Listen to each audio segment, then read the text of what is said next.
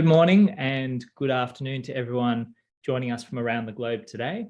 Thank you for being here. My name is Joshua Shields. I am the CEO and co-founder of Illumina. And for the next hour, I will be hosting our webinar, Bet on It, Playbooks, Your Team's Adaptive Guide to Gameday. Now, we have a really exciting, jam-packed agenda for today. I will very shortly introduce my co-panelists. We will be discussing the current state of planning and how adaptive response is emerging as the next frontier of agility, followed by a product demonstration of the new Illumina Adaptive Playbooks release. We do have the chat and the Q&A functions open, so please feel free to post comments and questions, and we'll do our best to weave that into the webinar. If we don't get to your questions, we definitely will follow those up towards the end. And this webinar is being recorded, so it will be available to you on demand afterwards as well. We will also be running a few live polls during the webinar, so please do interact. They are anonymous, but they really help the conversation flow. You may need your phones though, so you can scan the QR codes on screen, and then you can interact. You don't need to log in. It's very, very easy to do, and we'll give you some instructions when we come to that spot. So without further ado, I will introduce my co-panelists. Firstly, we have Donna Speckard, based out of beautiful Colorado. For those of you who do know Donna, you'll know that her passion and creativity for operational risk and resilience knows no bounds, especially when it comes to TikTok. She is a published thought leader and holds far too many certifications to list in this webinar, but she spent many years as a consultant and has extensive experience as a risk and resilience coach in the financial services sector, hospitality, and all levels of government. Donna is currently the Senior Risk and Resilience Lead at Fannie Mae. Donna, welcome to the webinar. We also have Mike Gear joining us. Mike is currently the Director of Forensic Data Analytics at BDO, based out of Chicago. He's a passionate technologist with a long history in the software as a service industry and acts as an advisor to many organizations, helping them navigate complex problems in the risk and resilience space. Anyone who knows Mike knows how ridiculously smart and creative he is, and we're very fortunate to have him join us today on this webinar. Welcome, Mike. Thank you. Great to have you both here. Let's jump straight into it. So let's start by talking about plans. Now, as we know, most organizations expend a lot of time and resources building and maintaining their plans, whether it's emergency response plans, incident management, crisis management, risk, business continuity, cyber. The list goes on, it's endless, and the effort is unrelenting. But I think the big question is, how much value are these plans actually creating for us, especially on Gameday? In fact, there's many a practitioner out there that's advocating to do away with plans altogether. So does the age-old adage, failing to plan is planning to fail, still ring true with plans in today's environment? Now, Donna, you've been the creator and custodian of many plans in your time. I'm interested in your perspective to start us off on how you approach planning and the outcomes that you've experienced for better or worse. Yeah, so traditionally, we've had multiple versions of the big binder, right? That's where we kept all our plans, and our key stakeholders had to have one. And in the old days, you had to slip sheet different pages in and out of the plan. And then we went to digital online plans. Instead of sitting on a shelf, it sat on a server. There's great things about having documented plans, but if they're too big and too large and they're never touched or dusted off, what good are they really, right? In the old days, that might have been the best way to do it. We've evolved over time, I like to think. And when we build exercises like tabletops and things like that to exercise those plans, it was months and months of planning, PowerPoint presentations, multiple updates, handouts, you name it, right?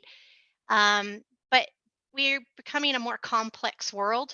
We definitely have a lot more stakeholders involved and a lot more interconnectivity, where before things used to be very stovepipe and siloed between business continuity, crisis management, emergency management, disaster recovery, and risk in different spaces. But now our audience has gotten so much broader about who our stakeholders are, and the problems that we plan for have become much more complex, and it's not a one size fits all model anymore. So as we've seen, like leadership is starting to push back on some of this. They don't have a half day to block off. Getting an entire organization to participate in a tabletop exercise is next to impossible. We have emerging threats that have already dated your tabletop or your exercise planning. We just saw that with Swiss Bank, Silicon Valley, and Signature Bank, where you have a tabletop plan and leadership comes to you at the last minute and they're like, hey, we want to exercise on this, and you have to pivot. So that's my word of the day for everyone is pivoting. We learn to pivot, and we've got to have plans that are more agile, more interconnected, more flexible and scalable. Definitely. Thanks, Donna. And Mike, what from your experience, how are plans performing on game day when you see out there with all your clients, and what does this mean for the organizations themselves? Yeah, Josh, I think mixed would be probably the generous kind of a mixed result would be the most generous way of saying it. I think we've seen, as all the things that Donna just illuminated, the planning is such a huge investment that it's actually sometimes a barrier to entry for actual resilience, the end goal of what these organizations are trying to accomplish. So it's really hard to measure the return on investment that we're getting from all of this, time investment if we're, exercising once a year or, maybe perhaps never at all. So I think in without that kind of constant testing, you're not building any muscle memory into your organization on how to actually respond. So, really what we're trying to see is creative ways of shrinking that cycle of planning to testing to planning to testing, and get those iterations smaller and smaller to really get that return on investment for that time. So it's really kind of, perhaps we're not completely getting away from planning in all organizations, and there's, many reasons why we have to plan, a lot of regulatory pressures, et cetera. But being more creative in the way that we approach it to get the results that we're actually looking for. So we're really working with organizations to move in that direction. Fantastic. Yeah, and I think that echoes our experience as well, is that there is value in the planning process, but obviously getting those plans off the shelf on game day, we don't see that happening very often. So, bringing to the fore the exercising and the deliberate practice to bring to life some of the key principles in the planning itself seems to be where we get better return on investment. Planning is often, built in isolation. They can be very cumbersome, very complex, and accessibility of these plans as well is often a big barrier as well. Well, let's move to our first poll for the audience. So if everyone can scan this QR code that's on screen, and we really want to ask the question, did you or your team use your plans during your last disruption? Did they actually come off the shelf or off the server? Did people actually interact with those plans? And if you haven't had a disruption recently, maybe in your last exercise as well. So all you have to do is scan the QR code. You don't need to log in, and then just put your answer in to the system there. And I'll jump into Menti here, and we can see the results coming through. It's fairly even so far, 50-50. That's good. So there's a fair few people getting some good engagement with their planning there. I'll give it a few more minutes for people starting to skew towards the no. Okay. That's not surprising. We might revisit that poll shortly. All right. Okay, well, let's move the conversation on to how do we achieve, I suppose, better results from a planning perspective. Let's talk about what we're calling the next frontier of agility, which is all about adaptive response and how that can bring improved outcomes from a planning perspective. Now, the premise behind adaptive response is that things obviously rarely go to plan, and I don't think this has never been truer in today's environment, and that organizations need to be able to quickly and effectively respond to those changing circumstances with a much higher degree of agility than ever before. And there's obviously a number of benefits in terms of adaptive response from a customer perspective, from reducing operational costs through to obviously better outcomes from a resilience and compliance point of view as well. And what we've observed from successful adaptive organizations that they tend to adopt more flexible systems that can change as required. They're moving away from those very fixed processes and very rigid processes that we've seen traditionally. They've been able to change hearts and minds when it comes to resilience ensuring that resilience no longer seems a chore for those business stakeholders, but it really is embedded in their business as usual activities. So you're having significantly higher engaged teams across the organization in an adaptive organization itself. Being able to leverage data insights as opposed to being very reactive with how you manage information has been, I think, a key thing for adaptive response organizations. And I think most importantly, and as we've already touched on, baking in that regular deliberate practice to ensure that continuous improvement has been a really key observation with adaptive organizations, rather than your one isolated singular exercise that happens throughout the year itself. So Mike, let's bring the whole adaptive response piece to life a little bit. How have you seen organizations leverage adaptive response out in the real world to improve those game day response and outcomes? Yeah, so the organizations that I've seen use this in the real world is really about team building. So they bring it's bringing the planning and the testing down to the team level. And really giving the the management team more ability to hold these exercises, bring scenarios to the table, and see how their teams react, and really kind of document the real way that they would respond in those situations. So it's a movement away from like the top-down planning approach that I think a lot of organizations have had previously taken. In that it was really a management type of role. And this is moving and shifting the empowerment down to the team level, and really kind of building out what the real response would be. And then it's about building those skills. So it's not just about, getting that hard and fast plan and then you're done. It's about kind of throwing new hurdles at the team. Once they have that, kind of base level skill, throw them a new hurdle. You want to see how they're going to react to it. Are they going to hit it in stride and jump right over that hurdle? Are they going to like struggle a little bit, but still get around it? But what we really don't want them to do is kind of come up to it and hit it and not know what to do. So it's about, that lower level empowerment for the teams and building the skills over time. And the way to do that is that kind of constant cycling of this learning, and bringing it into the culture of the team level. So the really successful organizations have kind of given up a little bit of that central control, given frameworks of ways to approach this type of engagement at the team level, and then kind of giving the keys to the managers and letting them really work with their teams. So it's really more kind of distributing out the resilience mindset throughout the whole organization. And Mike, I think, for a lot of practitioners, moving away from a more rigid framework is probably quite a daunting exercise in its own right. Do you have any thoughts or tips in where people can start on that process? You're moving away from potentially a lot more structure that we've traditionally relied upon.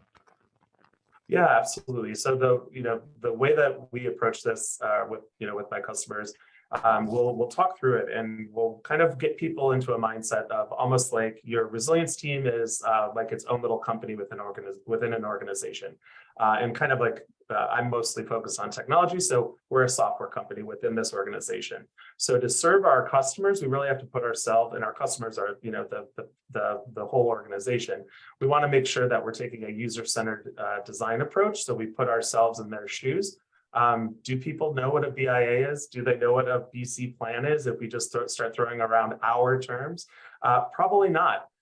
So, sometimes we work with our customers and I'll say, do we really need to even train them about those things? Or do we just ask them questions that they're going to understand? We're getting the information and they're getting it back useful strategies. So I might say, instead of I'm coming to do a BIA, hey, do you mind if I sit with you and ask you some information about what you do here, so I can better understand how I can help you in a crisis or in an adverse situation? I listen to them. We have our, our same BIA type questions, but we're not necessarily having to go the extra effort of training them on what the BIA methodology is, things like that. So we're meeting people where they are. We're still getting the same information back, and then we're giving them like real actionable frameworks that they can use in a real situation. So it's about kind of breaking down that training barrier and putting more empowerment again back to the teams. Yeah, really centering the experience around the user themselves or the participant. very underrated, but hugely valuable, I think. Donna, do you have anything to add to that? Have you got any examples of organizations being highly successful through the adaptive response process? Yeah, I mean, Mike nailed it, of course, with his response. But what I could add is I think COVID was a great example of pivoting and adaptive response. I was a long time ago on the planning team for our national pandemic plan, and I can look back on it now and I thought, we had it so right, and we spent so much time building this really great detailed plan. And then when I saw it in implementation in different industries, there was a lot of pivoting that had to be done by many companies. The most successful ones didn't really necessarily throw the playbook out the window. They used it as a loose framework and built upon it, because there were a lot of shifting challenges that we just hadn't given thought to. We hadn't given thought to the mental health of our employees. We didn't give a lot of thought to when kids were home with school that they'd be interrupting parents who were working remotely, and that workday hours, might look a lot different. There were a lot of things that came up that companies had to pivot on. And so, that I think that's a great example of adaptive response. I also like to point out too, adaptive response isn't something new. I think Mike touched upon how it's evolved over time. And if we think about the game Risk, back when we were playing board games, we had a set of rules in place to play Risk, but you always played your opponent, and your opponent would change strategy. So keeping the rules as your loose framework, you had to pivot how your response was going to be depending on what move was made by your opponent. Yeah, definitely. Love that game. Absolutely. I was going to say, and some of us still play board games. So. Yep. Absolutely. I do. Absolutely. I mean, that's probably a good segue in terms of some of the trends that you guys are seeing out in the environment at the moment that are putting, additional pressure on adaptive response and making it probably more essential than ever before. As you say, Donna, it's not something new, but I think it is becoming more and more important that organizations increase their level of agility out there. So what are some of the trends or things that you're seeing in the environment that are putting pressure on organizations to be more adaptive? Mike, do you want to kick that off? Yeah, absolutely. So I think it's just the growing number of threats across all landscapes. So and it's just the unknown unknowns that we just don't know. So even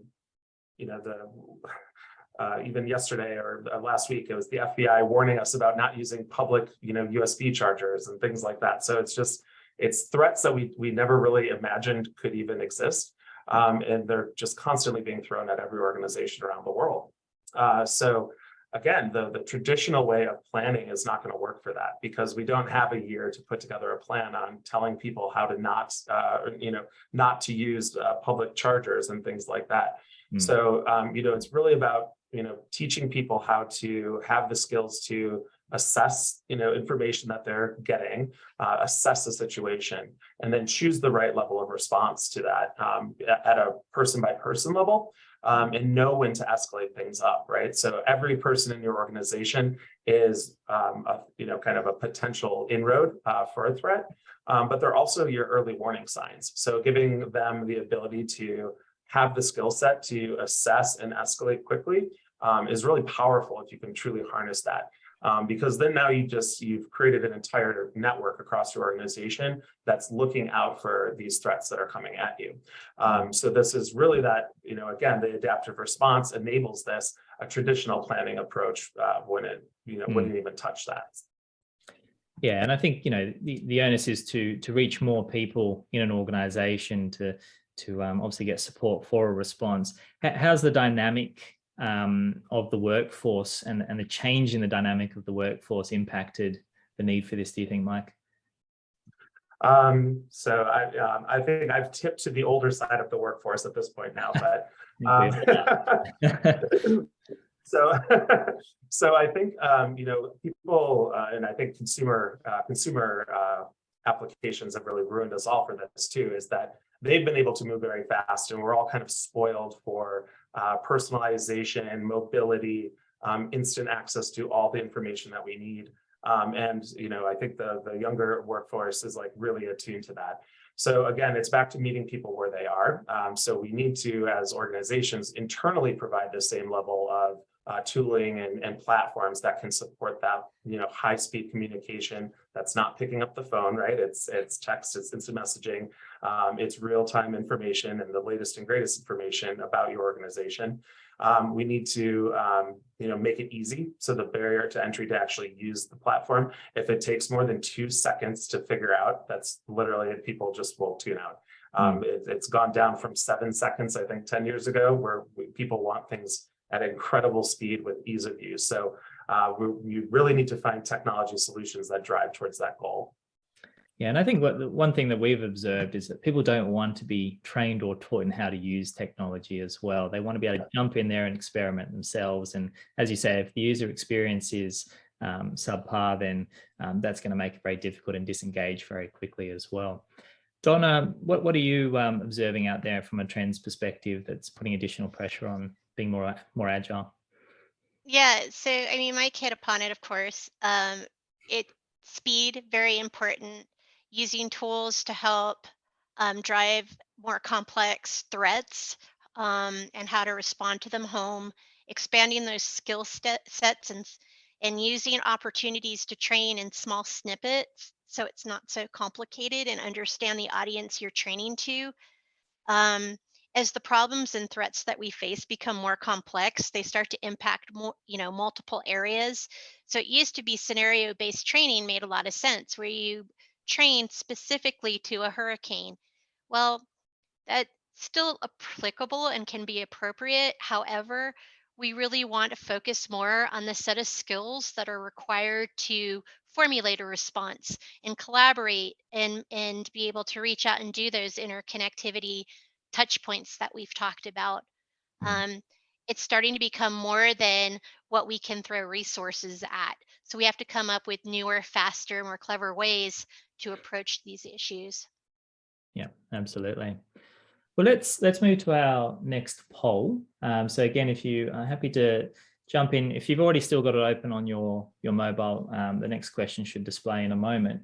What we're keen to understand is where your organization is up to in the process of moving from static to adaptive response. Now, you may be saying, I don't want to go down that path, and that's all well and good, but keen to understand how organizations are progressing on that journey itself. So let me move the questions across. Okay, so you should have access now to that question. All you need to do is plot, just click on the area of that maturity curve that you feel like your organization is currently at. So not interested, exploring, just starting, underway, or already there. So keen to see how the journey progresses for everybody. Okay. Good, and then as that's happening, what we'll do now is move into the Illumina playbook demo. Now what we want to do is show you guys how the Illumina playbooks is supporting adaptive response. Before we do that, we'll just have a quick look at these poll results. Okay, so a few people exploring, one person not interested. Maybe we'll change your mind throughout this demonstration, we'll see. Lots of just starting and a number underway. So no one's really there yet. I think it's a continuous journey of evolution, obviously. But great to see a lot of people are underway there. Okay. All right. So firstly, and as we move into the demonstration, everything in Illumina has been built around the philosophy of adaptive response. And that really does mean centering that experience around the end user, as we've talked about just previously. We have 3 core principles that we follow when we're building out Illumina. The first one's around capability and how do we build out capability and awareness across organizations. Second one is around context. How do we contextualize information and support decision-making? And the third there is around connectivity. How do we bring it all together for an appropriate game day response itself? And when we look at playbooks in particular, there really are 3 key things that we're aiming to achieve here. Firstly, how do we enable real-time adoption? How do we get people into the platform or accessing playbooks with minimal onboarding, minimal training? How do we reduce that friction and build a really good user experience for them? And so really, I think that the core principle there is around simplicity at the end of the day, much to what we were talking about before, Mike. How do we personalize the experience for the end user as well? So how do we make this as contextual as possible? How do we deliver playbooks to the end user that is meaningful for them, that cuts out the noise of all the other information that they don't need to necessarily be seeing, and really focus in on the stuff that's important to them? So that personalization piece is a really critical element of how we've designed playbooks themselves. And then the last one there is around meeting you where you play at the end of the day. So how do we activate playbooks in a user's business as usual environment? So rather than expecting people to necessarily log into another platform or another technology system itself, how can we activate playbooks in business as usual channels like Microsoft Teams or Slack, or on your mobile phone, depending on where the user's most comfortable? And what that does obviously is reduces that onboarding requirement. They're already familiar with those channels. So there's pretty much 0-day adoption there in terms of how they access and how they become familiar with the platform itself. So there are 3 really important fundamental principles that we've implemented here that underpin the Playbooks release. So what I'll do is I'll jump into the platform itself. Okay, so this is Illumina, and what I'll do is run through a couple of the key sections, and Mike and Donna, feel free to jump in with any questions or commentary as we go through as well. So what we'll do is we'll start by having a look at the Playbooks library. Now, the Playbooks library is really where organizations can create and store their playbooks themselves. So this is really the central repository from an administrative perspective in Illumina. Now, one of the biggest advantages of this section is that you do get access to our growing list of playbook templates. We have a catalog that continuously gets built out, which means that you can import those into your system here, and you can get access to ready-made templates for just about every type of scenario, every type of playbook that you could wish for. So it really does give you a big head start if you don't have all the plans in place that you may need. And obviously that evolves over time. You can also import your existing plans into Illumina very simply as well. So you're not starting from scratch in terms of how we approach this. So each of these cards represents a playbook. And as you can see, there are a lot of different use cases and a lot of different types of playbooks that are reflected just in this particular library itself.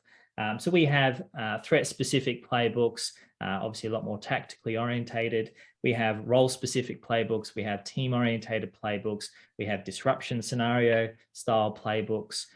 Really, the use cases are fairly endless in terms of how you structure playbooks, how you can implement them in the platform itself. What you can see for each of these cards is we have a name for the playbook. We have an owner of the playbook. That can be a particular role, a team, an individual, depending on how you want to set these up.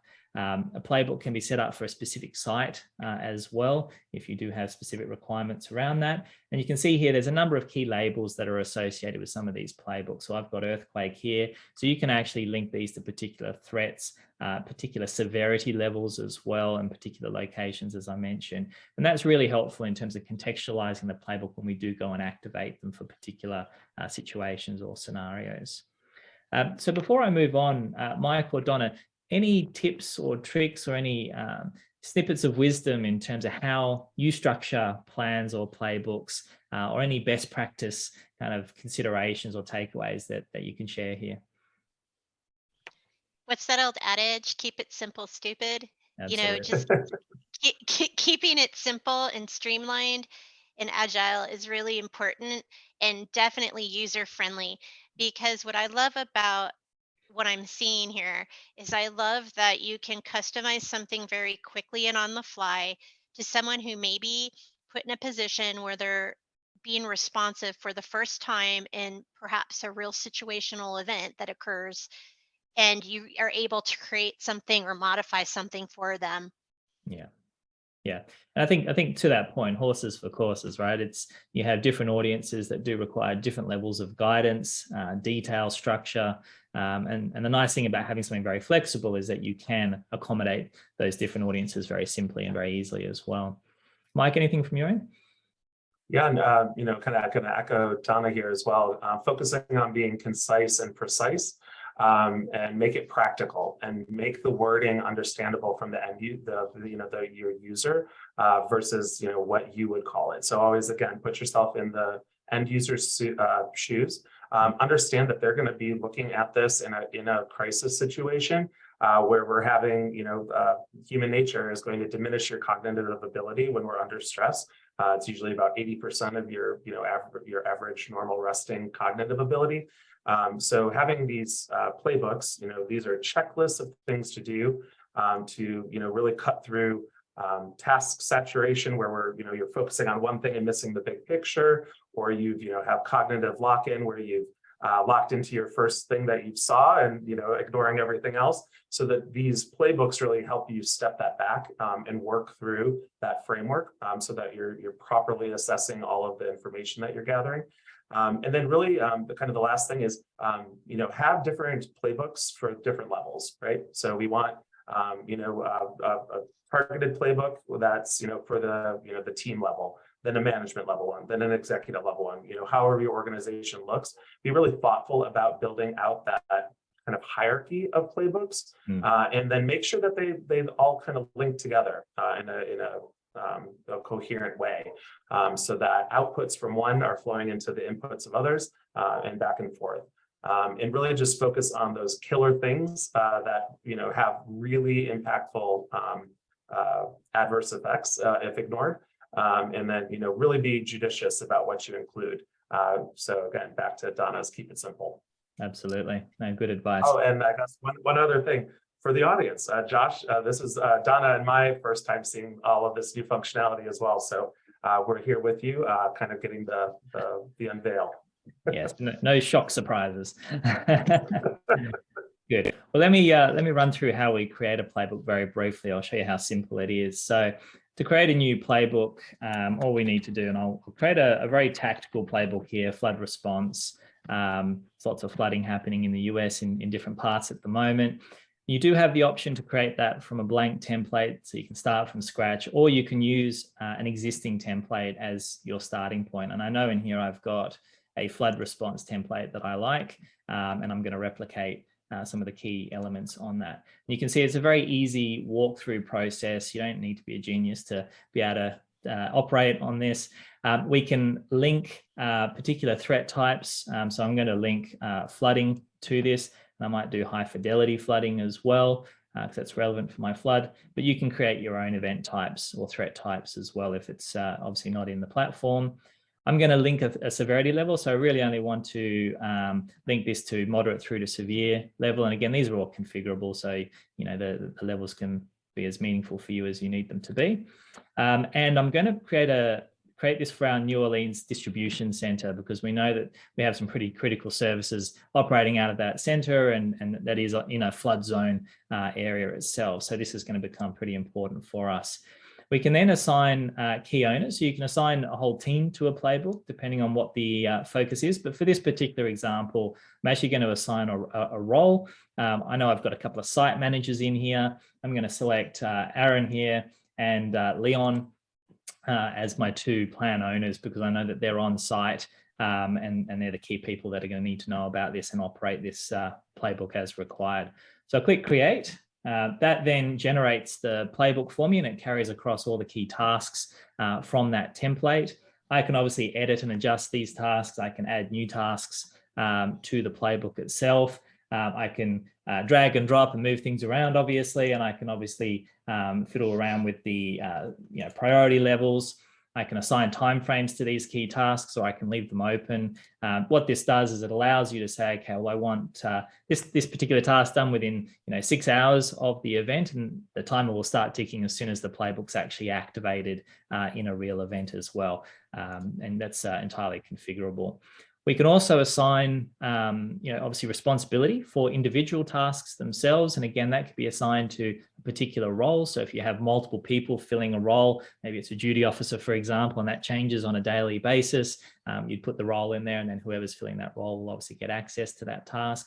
I could put individuals in there, or I could leave it blank and dynamically complete that when the playbook's actually activated itself. So it does give you a lot of flexibility around how pre-configured these playbooks are or not, just depending on exactly what the purpose and use case is for the playbook itself.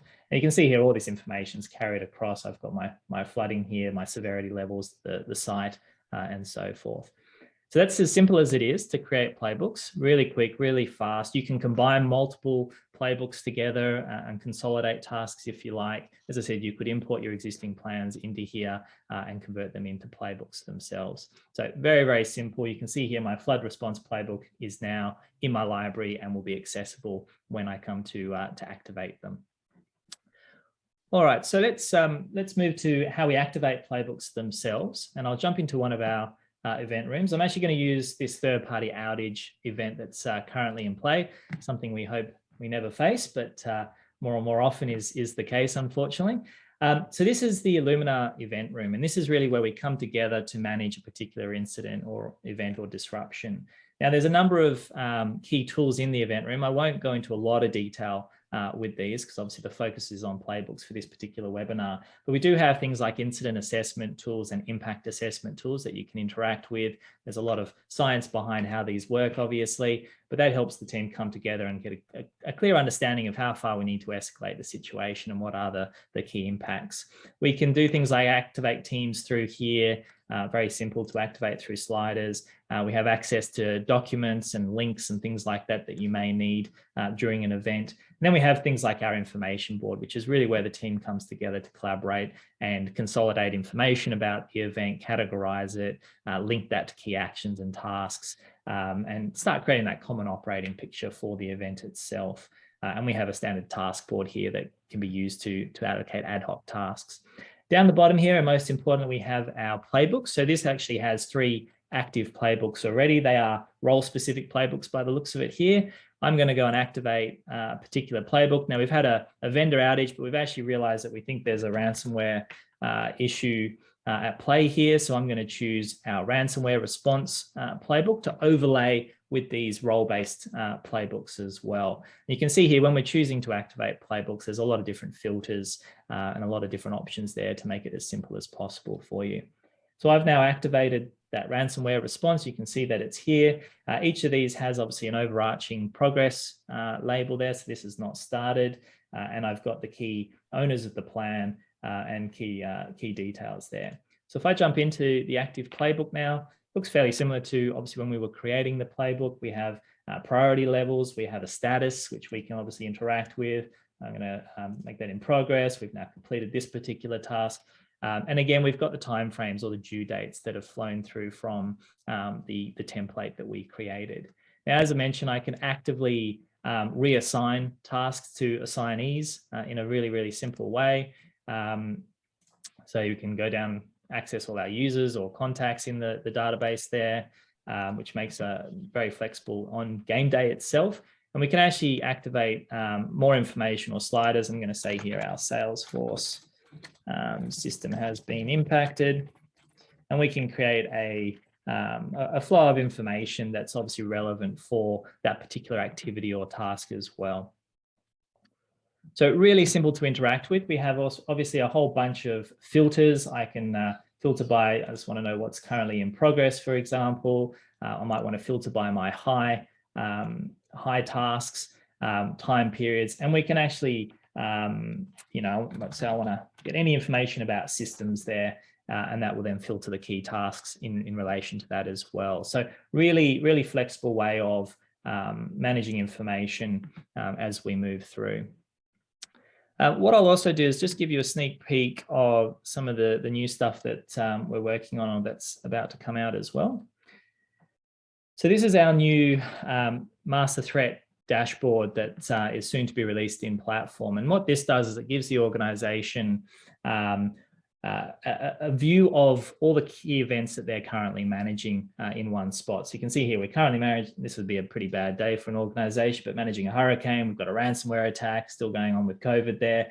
And this is our new impact assessment graph, which is really configurable, but gives you a lot of good information around what are the key impacts to the organization and tying that into our escalation levels as well, or event severity levels in the same way.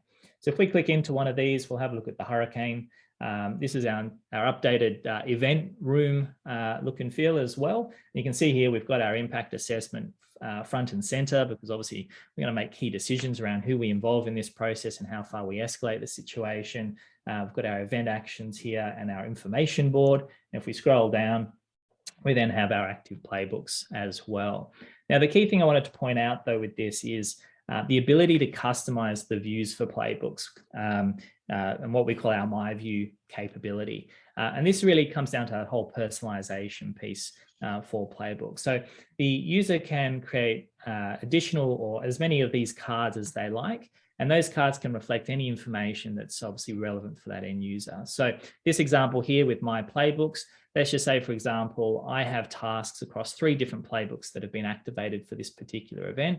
Having to go into 3 different playbooks to work out what I need to do is not the best experience there. So what I can do is I can consolidate all of my particular tasks in this one view from all 3 of those different playbooks. So I've got a single set of tasks that I need to do that are actually covering off different playbooks that have been activated for this event. Now that's really valuable if you think about, you might have much more of an all hazards approach.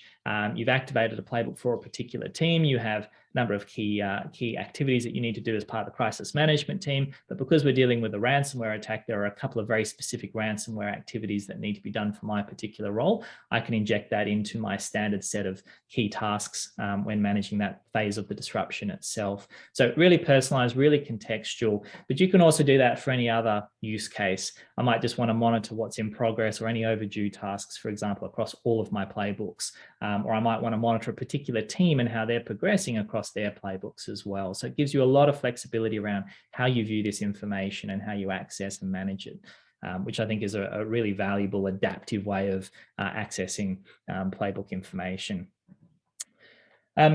All playbooks can be activated through links as well and on your mobile phone. So that example of the site manager getting our flood response playbook when a flood's coming towards our distribution center would probably be, pretty mobile. So they'd want to be accessing things through their mobile so they can get access to their My List, their view of playbooks, obviously through the mobile phone itself, and they can interact with that as they would, through the usual portal as well.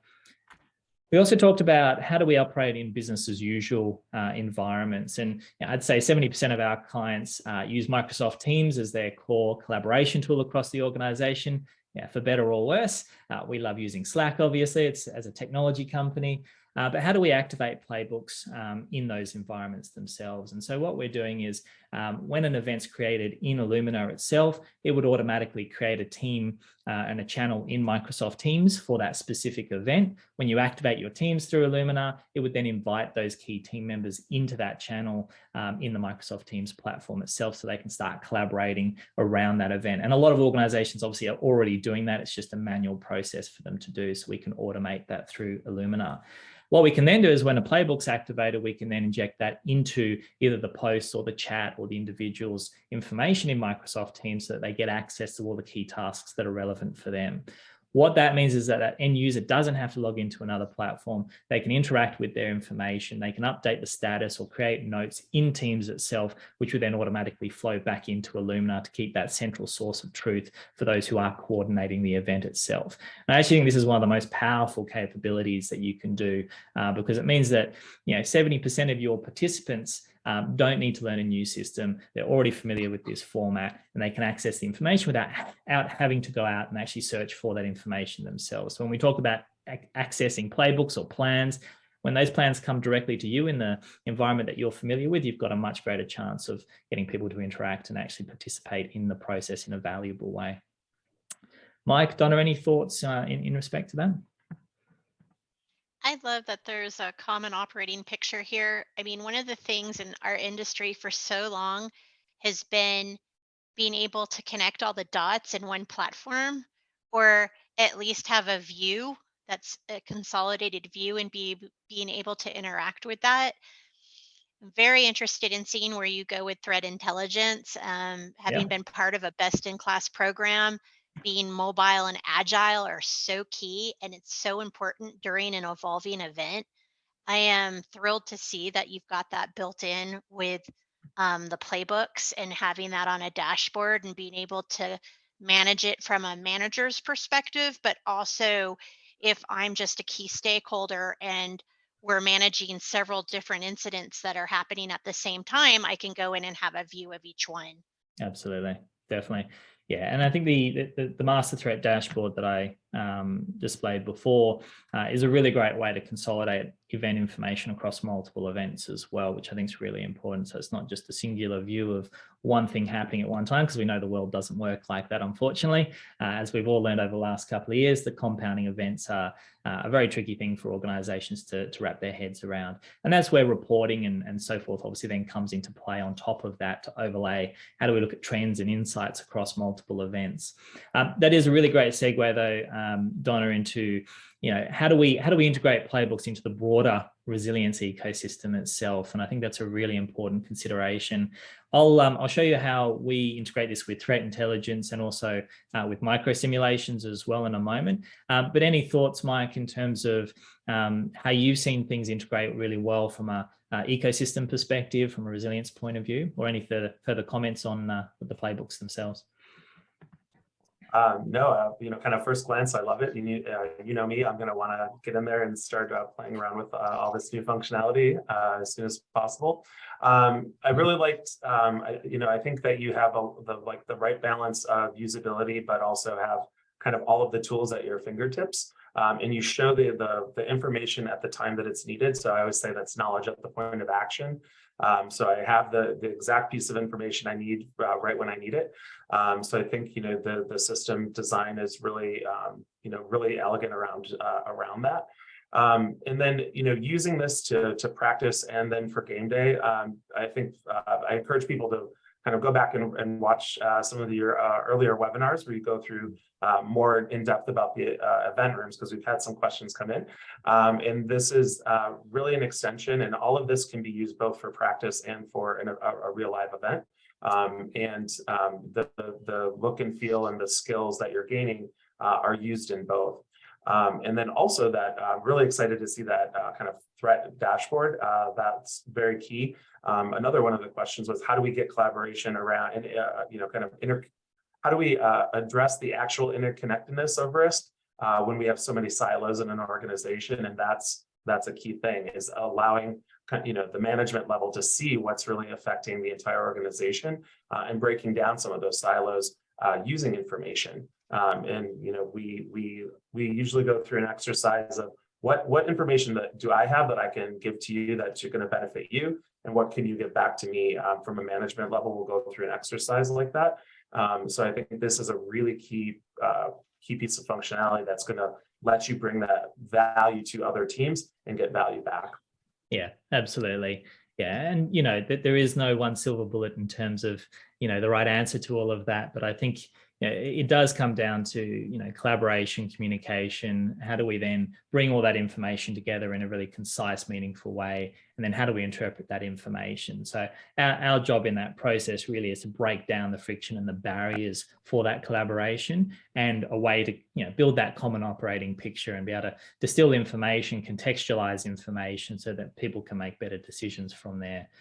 So no technology is perfect in that respect, but as long as it's not getting in the way and it's creating value through connecting people, I think it's creating a lot of value through that process. And you're absolutely right. I mean, Illumina is used on response day, on game day, more than anything. We have clients all across the world who are using Illumina to manage critical events, from very tactically orientated things to very strategic issues across different regions, different teams, and so forth. But it's also used for exercising. And obviously we have our micro simulations program, which I'll talk about in a moment, which sees a huge amount of usage in terms of building capability, validating plans, to build that muscle memory throughout the year as well. Well, let's talk about threat intelligence very briefly, and I'm just conscious of time. We have about 10 minutes to go. So Illumina does have a threat intelligence module. What that allows you to do is plug in a whole bunch of different threat feeds, as you would expect. We have a number of standard threat feeds in here around natural catastrophe, around power outages, those sorts of things. I've just got flooding switched on here just because it's part of the theme I've been using for today. But this gives you a bit of a sense of some of the different things that you could plug into Illumina.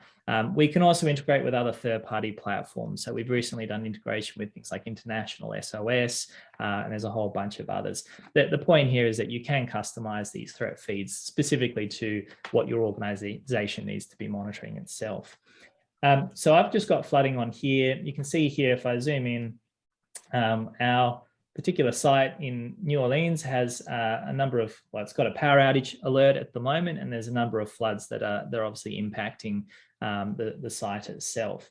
So what this does, each of the threats have threat matrix sitting behind the scenes that you can fully configure and customize and align to different threat levels that are appropriate for your organization itself. What sits behind and what drives these are our threat alerts.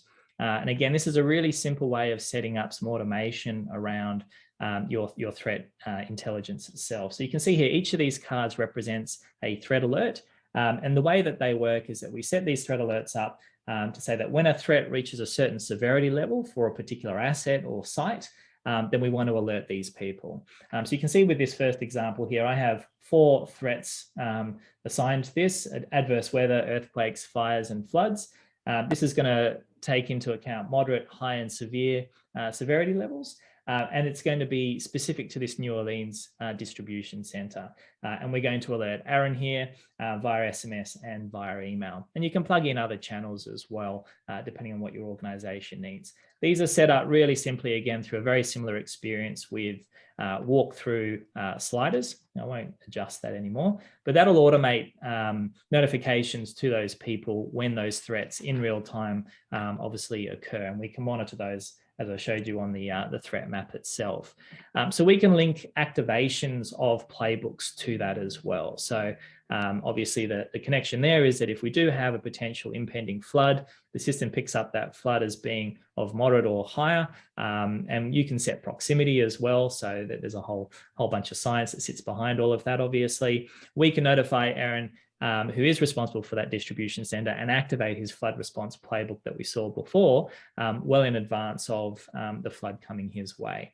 What that does is it automatically starts the process and gets information to Aaron very, very quickly, literally within probably seconds, rather than the minutes or hours that it often takes to get information to those end stakeholders. So really it enables you to decentralize a lot of that response and escalation process for particular threats that you're monitoring. So that's as simple as it is from a threat perspective. There's a very clear linkage there in terms of activations of teams and playbooks. The other thing I thought I'd share is how we work with micro simulations as well. Obviously, we've talked a little bit about exercising through this process, and I think exercising is probably one of the most valuable processes and activities that we can do from a resilience perspective, especially when it comes to adaptive response. This is our micro simulation center. Now, micro sims, for those who aren't aware, are 10 to 15 minute bite-sized scenario exercises that are activated through our platform, designed to build capability, build awareness, validate plans, meet some of your compliance requirements. They're very flexible. They can be built for any use case whatsoever, but designed to reach a lot more people across your organization throughout the year, not necessarily to replace your big annual exercises, but to create that muscle memory throughout the year with lots of bite-sized interactions with key teams. And we're seeing enormous results coming from this approach. Engagement going up 300–400% for organizations, and really actually moving the needle in terms of building resilience and capability across these organizations. So this is where microsims live. There's a number of examples of live microsims here.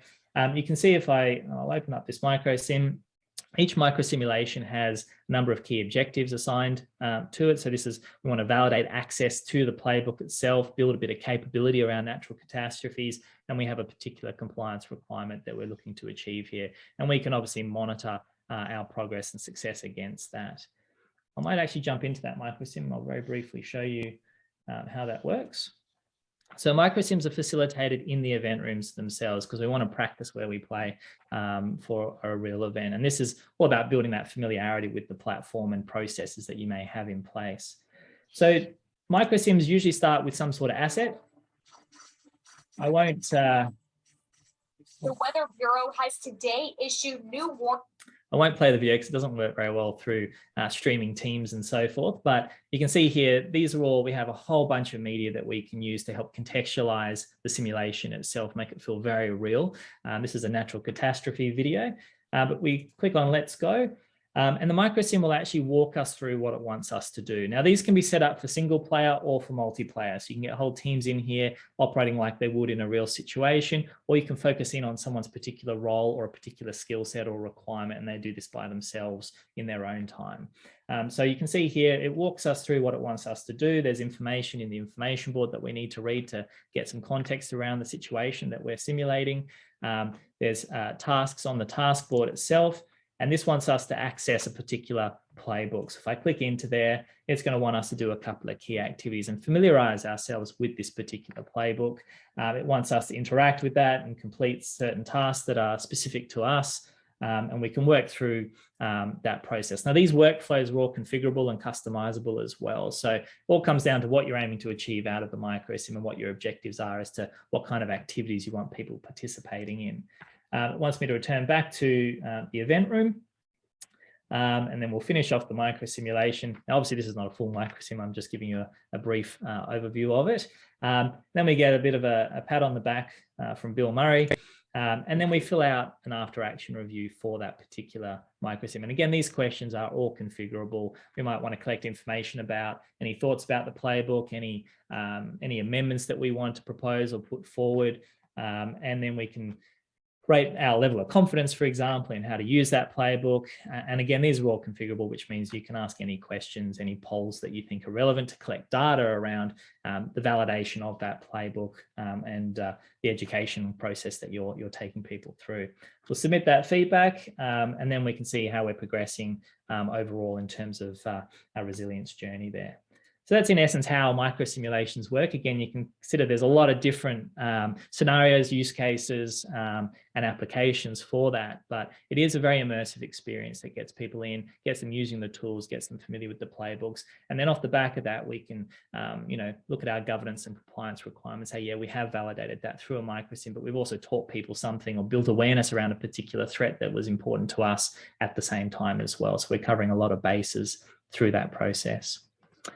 But guys, I'm conscious of time. We've only got a few minutes left. Any final thoughts on that? Anything else you guys wanted to add?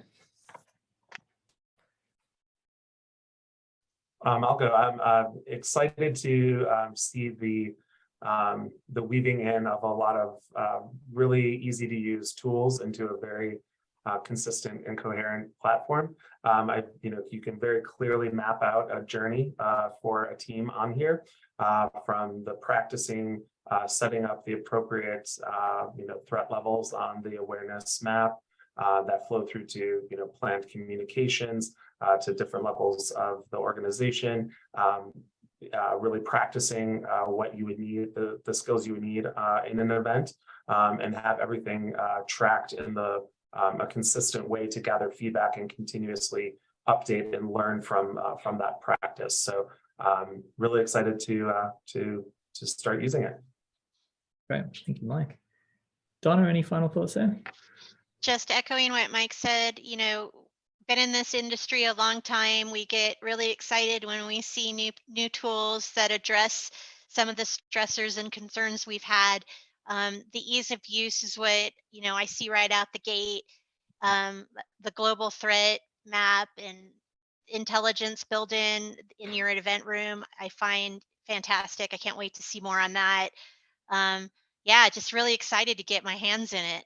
Yeah, great. That sounds good. Well, I have opened up our last poll. So if anyone can jump in there, keen to understand how you are looking to integrate your plans with other resilience activities. So do jump in, have a look at that. Things like threat intelligence, scenario planning, testing, etc.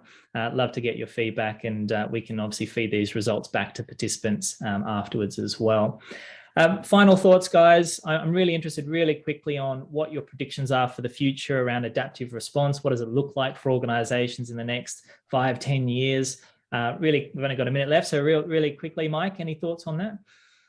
I think we're going to see a focus on it actually from the executive team level.